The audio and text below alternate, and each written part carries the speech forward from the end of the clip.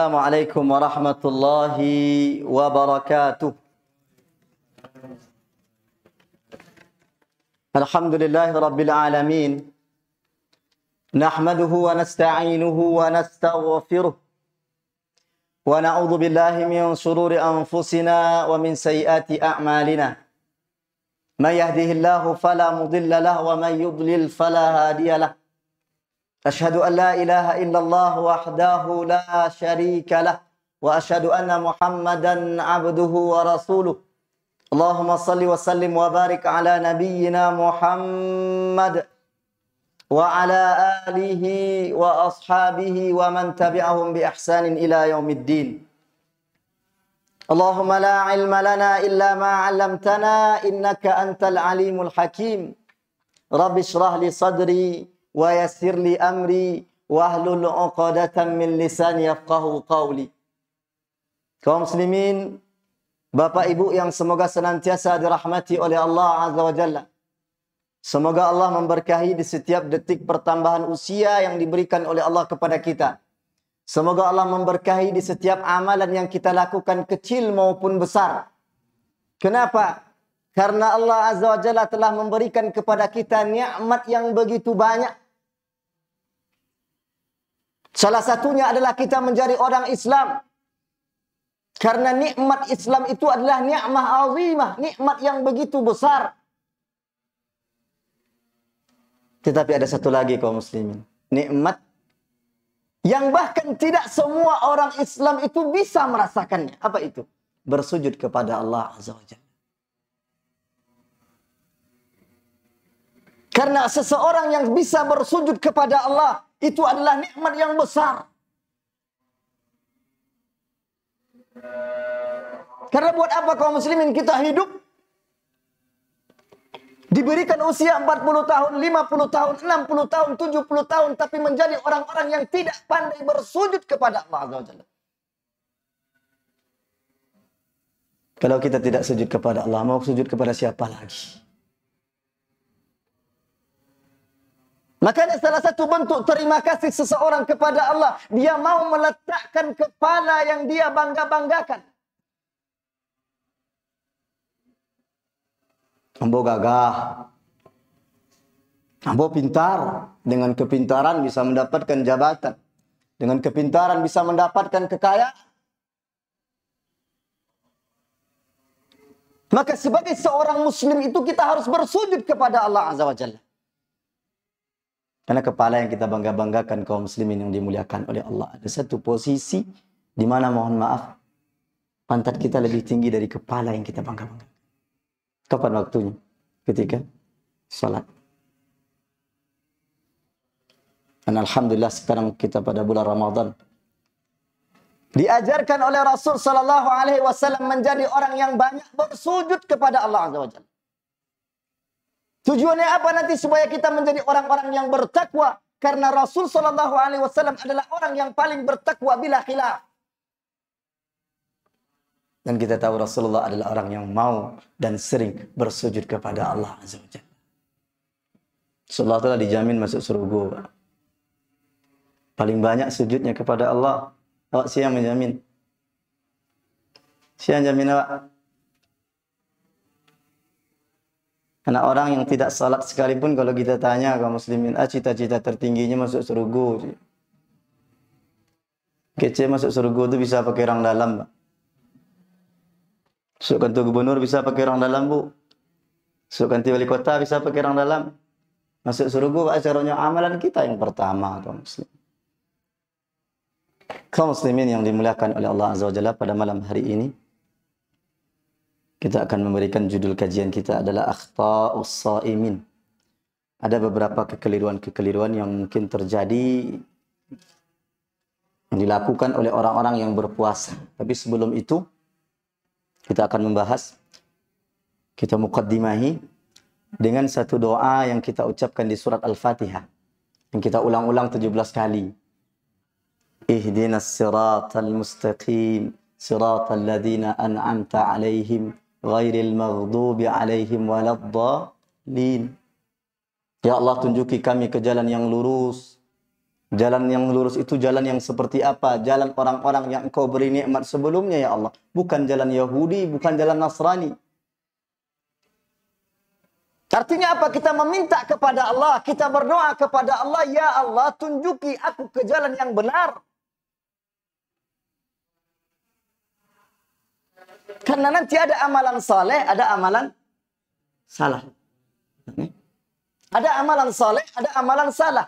Dan tugas para nabi dan rasul diutus oleh Allah Azza wa Jalla adalah mubasyirau wa nadhira.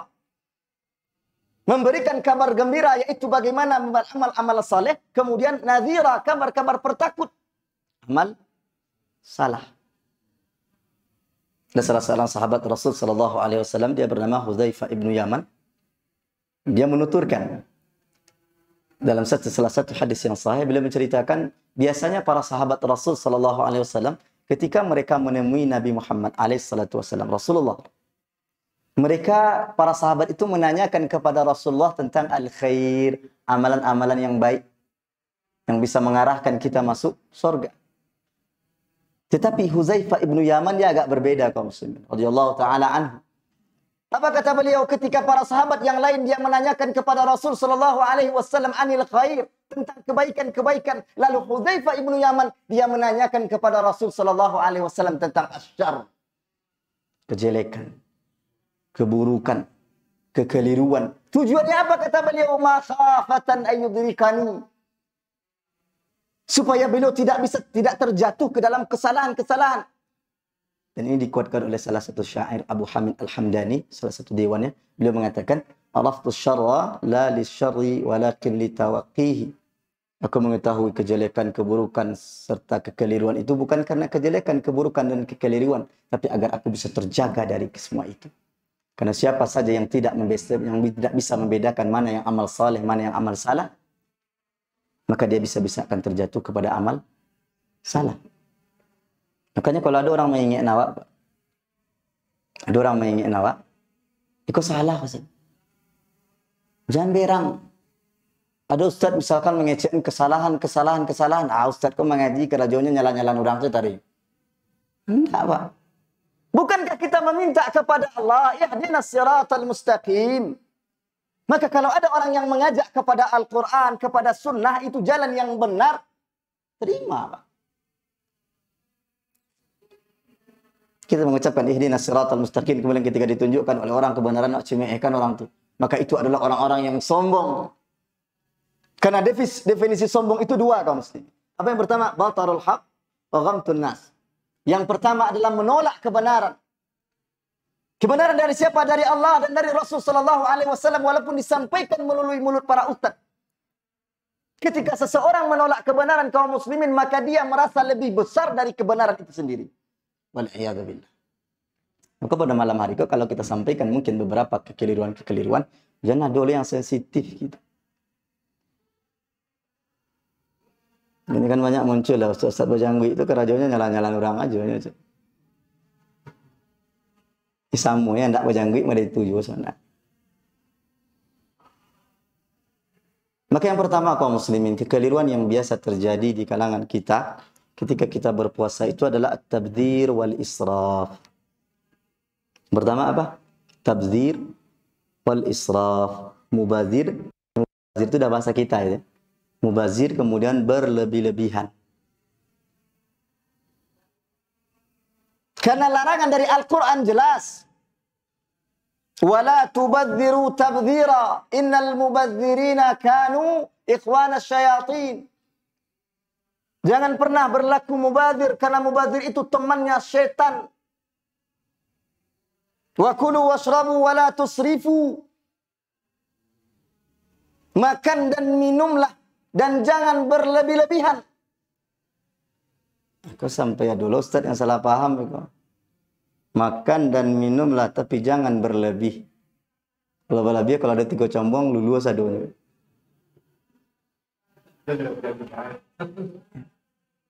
Karena yang dikatakan dengan tabdzir adalah seseorang sebagaimana yang disampaikan oleh Al-Imam Syafi'i, ini umumnya. Apa kata Al-Imam Syafi'i? At-tabdzir itu adalah infaqul mali fi ghairi haqqihi. Seseorang ketika dia menginfakkan membelanjakan hartanya di luar haknya. Masih umum. Kemudian ada juga yang mengatakan wakila. Yang dikatakan dengan mubazir itu adalah di saat seseorang dia tahu ada satu kebutuhan yang dia butuhkan, tapi dia menyiapkan lebih dari kebutuhan yang dia butuhkan. Yang mana kelebihan tersebut menjadi sampah, terbuang. Aku hati-hati kok ketika bulan puasa, tanya ke orang yang sedang puasa kan, teragak sador so dilulu sedih itu. Tapi ketika lah minum sekali aja yang terjadi lah. Nggak ada yang tak makan. Padahal bulan Ramadan adalah bulan yang bagaimana kita bisa mengontrol syahwat. Mengontrol selera, nak malapen selera tu. Tapi apa yang terjadi banyak di kalangan kaum muslimin ketika dia tahu bahwasanya dia cuma butuh satu piring yang dibalinya berapa banyak? Berbagai macam jenisnya. Jatuh kepada mubazir, awak tahu syaitan tu musuh yang nyata, Pak. Tapi ketika bulan Ramadan nak berkawan ternyata dia syaitan. Lah caranya bali pembukuan banyak-banyak. Benar ujung-ujungnya terbuang. Kalau kita menyiapkan pembukuan, menyiapkan satu kebutuhan melebihi kebutuhan yang kita butuhkan, kemudian lebih dari kebutuhan tersebut kita berikan kepada orang yang berpuasa, maka ini kemuliaan di atas kemuliaan. Cahaya di atas cahaya, nurun ala nurin. Dan ini yang dipahami oleh masyarakat Mesir. Namun jujur saja rindu nih balik ke Mesir itu untuk bagaimana mendapatkan bagi Ramadan di Mesir. Siam, qiyam. Kenapa? Karena orang Mesir mereka memahami hadis yang disampaikan oleh Rasul sallallahu alaihi wasallam. Man fattara sa'iman kana lahu mithlu ajrihi ghaira annahu la yanqusu min ajri as-sa'imi syai'a. Siapa saja yang bisa memberikan makan atau yang memberikan pembukuan kepada orang yang berpuasa, maka dia akan mendapatkan pahala dari orang yang berpuasa tanpa mengurangi pahala dia. Makanya di Mesir itu kalau misalkan nak dalam kondisi safar sekalipun, Mbak, ajan cameh masalah pembukuan ini di bagian di jalan orang rame-rame itu. Bagian. Toto mewah, ketuknya kan. Bagian. Karena mereka ingin mendapatkan pahala lebih. Bukankah Allah katakan hal jazaul ihsan illal ihsan? Bukankah balasan dari kebaikan itu adalah kebaikan yang semisalnya? Aku hati ibu, khusus ibu-ibu kok, dan juga kepada para suami. Jangan sampai ketika lah masuk bulan Ramadan, kerajaan orang rumah awak bolak-balik ke pasar aja kerajaannya. Begitu menyiapkan selera suaminya, di balian kolak kan teragak yang lain nih. Padahal bulan Ramadan adalah bulan bagaimana istri kita itu juga punya hak untuk beribadah kaum muslimin. Jadi gara-gara memenuhi selera awak, kerajaan bini awak mengalir bolak-balik ke pasar 7 kali, Ustaz, baik itu. Bilo ke rumah, kanali ko lihat. Balik ke rumah, kanali ko lihat. Hati-hati. Ibu-ibu juga punya hak untuk membaca dan menyelesaikan Al-Quran di bulan Ramadan. Maka jangan bebankan terhadap sesuatu yang ingin kita. Yang pertama, tabdir wal israf indal iftar. Kemudian yang kedua kaum muslimin yang dimuliakan oleh Allah, yang biasanya juga terjadi adalah al-kasal fil ibadah. Malas dalam beribadah. Malas dalam beribadah. Dan ini biasanya kalau untuk kondisi sekarang ini di zaman HP smartphone namanya, biasanya anak muda yang banyak kan ini. Tak sebabnya Allah main Mobile Legend, nonton film Korea berjilid-jilid. Lah di bulan Ramadan kok selesai dengan 35 jilid. Coba. Yang pada akhirnya mereka menjadi orang-orang yang begadang. Tidak lalu.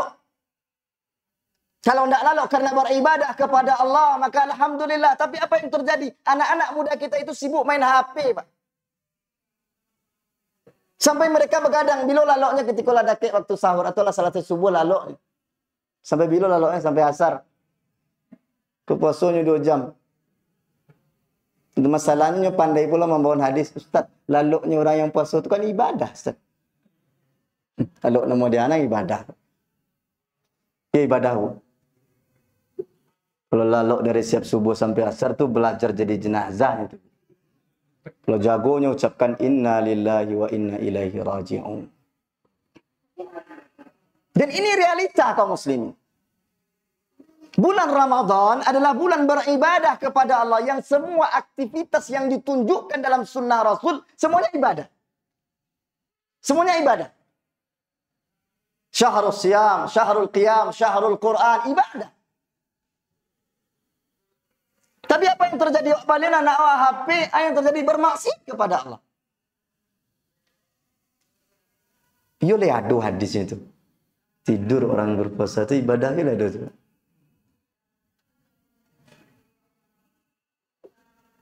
Memang ada. Al-Imam Abdul Haki dalam kitab Syu'abul Iman belum mengatakan bahwasanya naumus shaim ibadah. Tapi nanti bahas naumus shaim ibadah. Ada hadis yang mengatakan tidurnya orang berpuasa itu ibadah. Wasamtuhu tasbih, diamnya itu ibarat tasbih. Wa du'a'uhu mustajab, doanya mustajab, wa amaluhu mudha'af. Dan amalan-amalan yang dilipat gandakan. Memang ada hadisnya kaum muslimin yang dimuliakan oleh Allah. Tapi Al-Imam Baihaqi mengomentari. Di sana ada Ma'ruf ibnu Hasan. Yang dia adalah lemah. Ya ada hadisnya tapi lemah Pak. Jadi pakailah untuk orang yang lalu dari subuh sampai asar. Bulan Ramadan adalah bulan bagaimana seseorang itu dia beribadah kepada Allah. Dan juga kepada ibu-ibu. Khusus kepada ibu-ibu kok. Lah dakik-dakik masuk terakhir bulan Ramadan biasanya dima-dima Pak, dima-dima. Maka biasanya saf salat itu nyolah kayak kumanci. Lah kayak kumanci, makin kau jauh makin ketek. Lah mengerucut. Sehingga yang tinggal adalah orang-orang yang betul-betul bertahan dalam ketaatan kepada Allah Azza wa Jalla. Dan biasanya ibu-ibu kalau masuk 10 malam terakhir kok yang dipikirnya oleh kue rayu. Kata itu. Hati-hati. Ada orang yang mengingatkan. Karena balasan yang akan diberikan oleh Allah ketika memasuki 10 malam terakhir Ramadan semakin besar. Ada malam Lailatul Qadar. Yang lebih baik daripada 1000 bulan itu berapa tahun? 87 tahun nih. Alaika sanggup dia beribadah 87 tahun. Diberikan oleh Allah Azza wa Jalla fursah kesempatan kita itu yang amalannya 87 tahun, 1000 bulan. Dan banyak kaum muslimin itu mereka lalai. Dan kita tahu Rasul sallallahu alaihi wasallam ketika memasuki 10 malam terakhir beliau iktikaf. Beliau menyibukkan diri dengan beribadah kepada Allah Azza wa Jalla. Baca Quran, salat. Kemudian yang ketiga kaum muslimin yang dimuliakan oleh Allah Azza wa Jalla. Beberapa kekeliruan, insyaallah kita coba akan sampaikan sekitar 4 saja ya.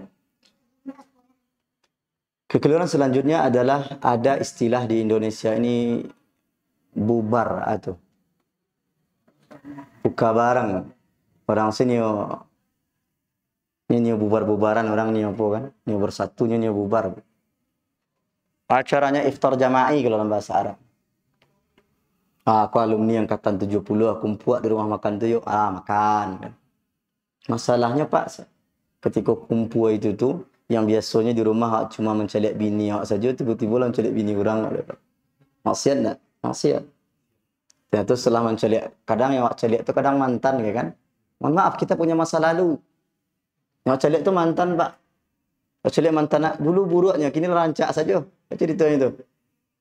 Contohnya kerja di salon, dimodalinya badannya Pak. Dimodalinya. Kalau tiap hari menceliak bini, sehinggalah hilang sensitivitas. Tak terasa lagi. Tak bersyukur dengan istri yang diberikan oleh Allah kepada kita. Maksiat. Karena banyak suami kau, mohon maaf. Ini istrinya cantik Pak. Ini tidak bini cantik. Gak ada yang mengatakan banyak suami ini mereka menginginkan istrinya itu seperti artis, cantik. Tapi ketika mereka pergi ke kedai make up, ke toko make up, cari aragonya kan 1 juta, 2 juta, 3 juta. Baliknya ke rumah dikecek enggak bininya kan, wahai istriku, aku terima kamu apa adanya.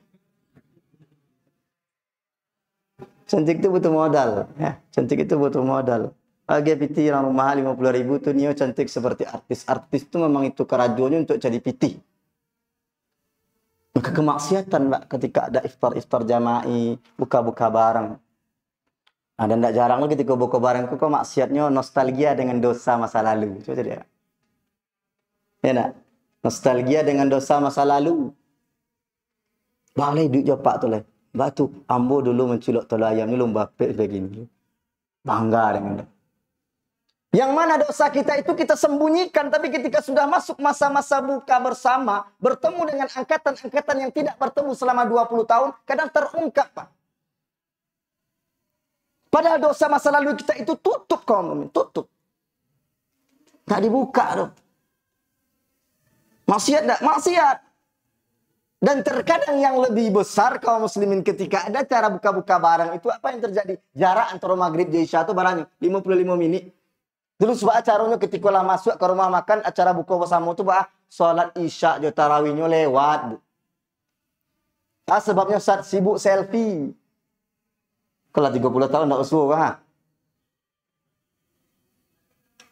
Kalau siap untuk mendakwahkan kawan, silahkan. Tapi mohon maaf, ambil sendiri tidak sependapat dengan acara buka-buka barang. Belajar keluarga silahkan ya. Karena banyak terjadi kemaksiatan dalam acara-acara seperti ini. Padahal bulan Ramadan adalah bulan dalam ketaatan kepada Allah, lalu kita bermaksiat kepada Allah. Jangan sampai nanti ketika bulan Ramadan kau termasuk dalam seperti yang disampaikan oleh Rasulullah SAW, orang yang sekedar menahan lapar dan haus saja. Rubba sha'imin laisa lahu min shiyamihi illal ju'. Dalam riwayat lain ditambahkan dengan kata al-atas. Betapa banyak orang yang berpuasa tapi yang dia dapatkan hanya sekedar lapar, haus, selesai. Lalu mati. Rubba qa'imin laisa lahu min qiyamihi illa as-sahar. Betapa banyak orang-orang yang mereka begadang pada malam hari, tapi apa yang dia dapatkan hanya sekedar keletihan. Bahkan itu tidak diisinya dengan ibadah. Terutama anak-anak muda. Smartphone itu kan HP pintar. HP-nya pintar, jawabnya bodoh. HP yang pintar bodoh-bodohin kita. Baca lihat. Senjata pemusnah massal abad sekarang itu namanya smartphone. Kalau dibelikan HP dari orang tua kemudian digunakan untuk mencari kajian-kajian, menambah keilmuan, menambah keimanan, alhamdulillah. Tapi apa yang terjadi? Banyak aplikasi-aplikasi yang membodohi umat.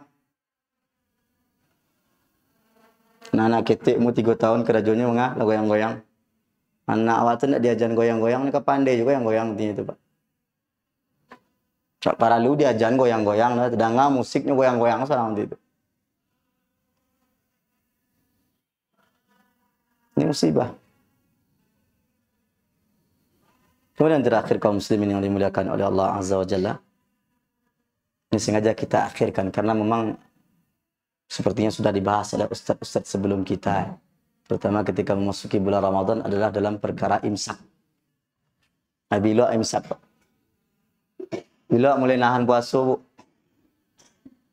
10 minit sebelum waktu subuh atau ketika azan subuh? Azan subuh, alhamdulillah kalau beberapa sudah. Namun masih banyak di antara masyarakat itu yang memahami sirine 10 menit sebelum waktu itu adalah imsak. Yang terjadi ketika mereka lah terjago kan bunyi sirine terjago padahal masih ada 10 minit lalai. Nak muahnya makan minum lah. Padahal kalau makan dengan kecepatan 120 km per jam itulah para piri yang lebih itu. Ya artinya kita masih bisa makan. Tapi ketika salah paham kemudian paham salah, kemudian apa yang terjadi? Kita yang tersiksa. Tersiksa karena kita tidak tahu, karena ilmunya sampai. Padahal dalam Al-Quran dikatakan wa kulu washrabu hatta yatabayyana lakumul khaytul abyadu minal khaytil aswadi minal fajr. Makan dan minumlah sampai kapan? Sampai muazzin mengumandangkan Allahu Akbar, Allahu Akbar. Nantilah. Bahkan dalam ulama itu membahas kalau misalkan masuk makanan sedang menyuak bah mulut penuh tangan masih ada stek kan. Muazzin mengatakan Allahu Akbar, Allahu Akbar. Baca oleh Pak. Ini muntahan tu kadi dulu lihat. Itu dibahas. Dan mengatakan silahkan makan yang di tanganmu itu silahkan habiskan. Tapi yang di piring jangan. Kemudian minum terakhir nanti. Yang sampai beko seharian manahan tercakik. Seharian manahan tercakik. Maka kaum muslimin yang dimuliakan oleh Allah Azza wa Jalla, beribadah itu butuh kepada ilmu. Beribadah itu butuh kepada ilmu, bukan perasaan. Karena orang banyak kadang sunnah Rasulullah itu kalah dengan perasaan. Ustaz, kau kan elok Ustaz. Kita sampaikan tidak baik. Kenapa? Rasulullah tidak pernah melakukannya. Kalau adalah kebaikan, siapa orang pertama kali melakukannya? Awak atau Rasulullah? Awak atau Rasulullah? Rasulullah. Kalau adalah kebaikan yang disampaikan oleh Rasul sallallahu alaihi wasallam, siapa yang pertama kali melakukannya? Sahabat. Sahabat adalah orang-orang yang tamak dalam tanda kutip kepada kebaikan-kebaikan yang diajarkan oleh Rasulullah sallallahu alaihi wasallam, sampai mereka mendatangi ibunda Aisyah, kemudian menanyakan tentang amalan-amalan yang dilakukan oleh Rasul sallallahu alaihi wasallam di rumahnya. Lalu apa? Ketiga orang tersebut mengatakan masih kurang awak. Kenapa ibunda Aisyah? Karena ibunda Aisyah yang paling tahu tentang amalan Rasul sallallahu alaihi wasallam di rumahnya, istri-istri Rasulullah. Orang yang paling tahu tentang suaminya siapa, Bu? Istrinya, bukan istri orang lain ya. Istrinya. Maka semua butuh ilmu. Allah katakan fa'alam annahu la ilaha illallah. Kena mohon maaf ya, goyang-goyang kepala. Fa'alam. Fa'alam itu dari kata ilmu. Ilmui, cari tahu dulu. Memang afdalul zikri fa'alam annahu la ilaha illallah. Ilmu. Bagaimana yang la ilaha illallah itu cari tahu.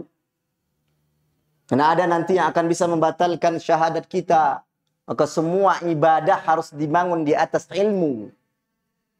Dan ilmu yang terbaik itu pasti adalah Al-Quran dan sunnah Rasul sallallahu alaihi wasallam. Mohon maaf kalau sekiranya ada kata yang menyinggung. Tidak ada yang kita inginkan kecuali kebaikan. Wa ma nuridu ilal khair. Ada kebaikan terima.